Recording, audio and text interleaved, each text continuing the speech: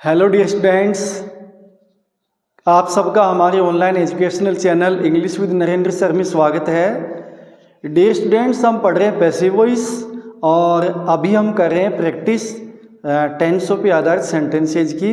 तो इसी क्रम में आज हम प्रैक्टिस करने वाले हैं पास्ट कंटिन्यूअस टेंस के सेंटेंसेज की। तो आइए वीडियो की शुरुआत करते हैं। तो प्यारे विद्यार्थियों, जैसा कि आप बोर्ड पे देख पा रहे हैं, यहाँ आपके सामने 5 सेंटेंसेस लिखे हुए हैं। मेरा आपसे निवेदन रहेगा कि आप सबसे पहले इन सेंटेंसेस को अपने नोटबुक में नोट कर लेवें और इनको आप अपने लेवल पे सॉल्व करें और फिर आगे वीडियो को कंटिन्यू करते हुए अपने आंसर्स को मेरे आंसर से मैच करें, ताकि आपकी भी प्रैक्टिस हो जाए और आपको कंफर्म भी हो जाए कि आपको समझ में आ रहा है या नहीं आ रहा। तो देखिए, अपने आंसर्स मैच करते हैं। पहला सेंटेंस, सबसे पहले हम टेंस की पहचान करेंगे। तो टेंस की पहचान हमने कर ली, वाज प्लस वर्ब की फर्स्ट फॉर्म में आईएनजी है। इसका मतलब ये है पास्ट कंटिन्यूअस टेंस का सेंटेंस। टेंस की पहचान कर ली, आगे बढ़ जाते हैं। ये द गार्डनर सब्जेक्ट है, वाज हेल्पिंग वर्ब है, वाटरिंग मेन वर्ब है और द प्लांट्स ऑब्जेक्ट है। एक्टिव से पैसिव में चेंज करते समय जो बेसिक रूल्स हमने सीखे थे, उसमें पहला रूल ये था कि एक्टिव वॉइस का जो सब्जेक्ट जो ऑब्जेक्ट है उसको सब्जेक्ट बना दो। तो ऑब्जेक्ट कौन है? The plants. तो सबसे पहले हम लिख देंगे द प्लांट्स, PLANTS प्लांट्स। अब प्यारे विद्यार्थियों, हम देखेंगे कि यहाँ गार्डनर सिंगुलर सब्जेक्ट था, इसलिए हेल्पिंग वर्ब के रूप में वाज काम में लिया गया। लेकिन अब जो नया सब्जेक्ट बन रहा है वो बन रहा है द प्लांट्स, और ये प्लूरल सब्जेक्ट है, इसलिए हेल्पिंग वर्ब के रूप में वर काम में लिया जाएगा। तो द प्लांट्स वर। और हमने पढ़ा था कि कंटिन्यूस टेंस में, यानी कि जहां वर्ब में आईएनजी आएगी वहां पे हेल्पिंग वर्ब के बाद अपने को बीइंग और ऐड करना है। तो plants were being, BEING, being. Main verb की थर्ड फॉर्म लगाओ, मेन वर्ब वाटर, जी। वाटर नाउन भी है और वाटर वर्ब भी है। वाटर यानी पानी भी होता है और वाटर का मतलब पानी देना भी होता है। तो ये जो वाटरिंग है इसकी थर्ड फॉर्म बन जाएगी वाटर्ड, यानी ED और जोड़ दो। तो ये हो गया WATERED। The plants were being watered by the gardener, the GARDENER, by the gardener. हो सकता है ये वीडियो में बाहर चला गया हो बोर्ड, तो मैं बोल के बता देता हूँ, गार्डनर है, यहाँ पे जो गार्डनर दिया गया वही वर्ड बाद में है। अगला sentence, the doctor was examining the patient. तो द डॉक्टर सब्जेक्ट है, वाज हेल्पिंग वर्ब है, एग्जामिनिंग मेन वर्ब है, द पेशेंट से ऑब्जेक्ट है। तो इस ऑब्जेक्ट को इधर सब्जेक्ट बना देंगे, तो ये हो जाएगा the patients, PATIENTS patients. Helping verb लगाओ, वही रूल, पेशेंट्स प्लूरल सब्जेक्ट है, इसलिए हेल्पिंग वर्ब के रूप में क्या लगाएंगे?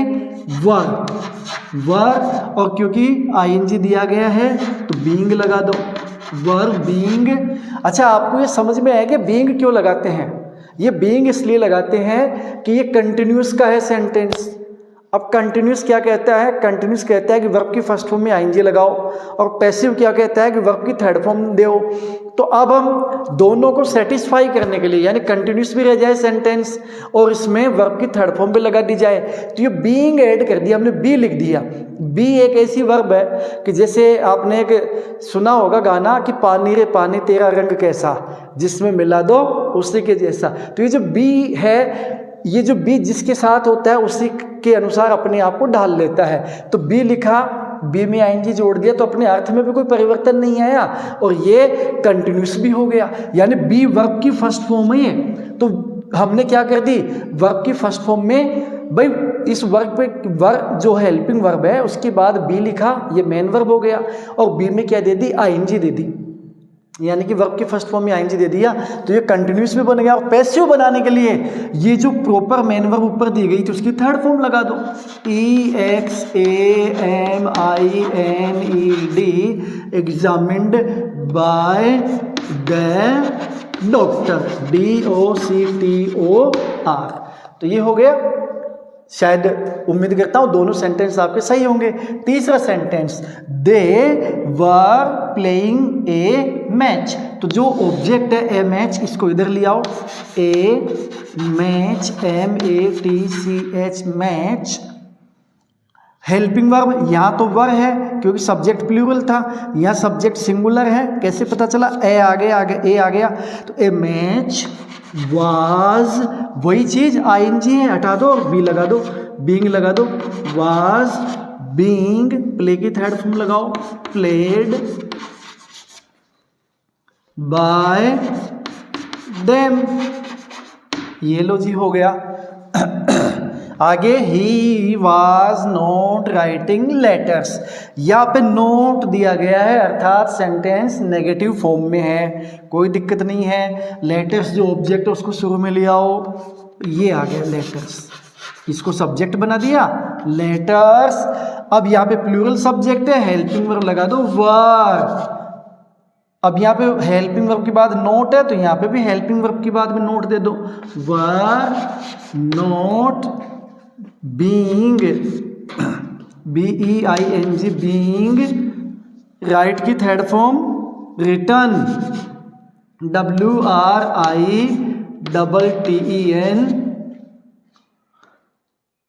Return by. और यहाँ पे ही है सब्जेक्ट, तो ही का ऑब्जेक्ट क्या बन जाएगा?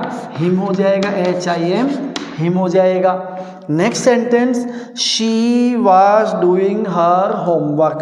तो यहाँ पे शी सब्जेक्ट है, वाज हेल्पिंग वर्ब है, डूइंग मेन वर्ब है, और हर होमवर्क ऑब्जेक्ट है। ध्यान दो, पजेजिव है, हम पिछले वीडियोज में पढ़ चुके हैं, पजेजिव कभी भी अकेला नहीं आता, उसके बाद वाला नाउन और वो दोनों साथ में रहते हैं। तो हर होमवर्क को हमने बना दिया सब्जेक्ट, तो ये बनेगा her homework, HOMEWORK, her homework, was, WAS was, BEING being, do की थर्ड फॉर्म हो जाएगी done, DON done, by, she का ऑब्जेक्ट क्या हो जाएगा? राइट, वेरी गुड, हर हो जाएगा। तो प्यारे विद्यार्थियों, ये हमने पास्ट कंटिन्यूअस टेंस के सेंटेंसेज की प्रैक्टिस की, और मैं ये आशा करता हूँ, और आशा ही नहीं मुझे पूर्ण विश्वास है कि आपने जो पांचों सेंटेंसेज अपने लेवल पे सोल्व किए थे वो पांचों के पांचों एकदम करेक्ट निकले होंगे। तो इसके लिए आप सभी धन्यवाद और बधाई के पात्र हैं, और मैं चाहता हूँ कि आप और ज़्यादा प्रैक्टिस करें अपने लेवल पर और इस टॉपिक को अच्छे से लर्न कर लें। मिलते हैं नेक्स्ट वीडियो में, तब तक के लिए जय हिंद, जय भारत।